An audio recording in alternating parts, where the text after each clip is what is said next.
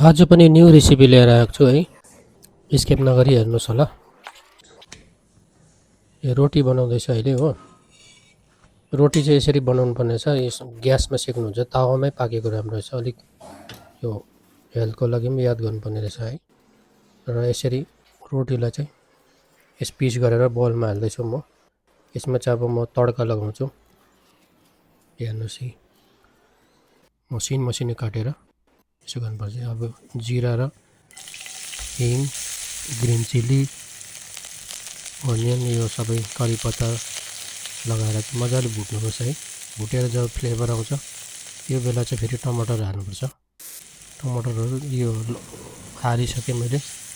अनि chilli powder र हर्दी र नुन हालेर भुट्दैछु। अब धनियाँ हालेर यो माथिबाट चाहिँ रोटी हालेर फेरि म दही, चिल्ली पाउडर हालेर चाहिँ भुट्दैछु। सेम प्रोसेस फेरि पनि यसमा दहीहरू हालेर लेमन हालेर बनाउँदैछु। अनि लास्टमा चाहिँ चिज हाल्दैछु। तपाईँहरूलाई कस्तो लाग्छ लाइक कमेन्ट गर्नुहोस् होला। Thank you very much.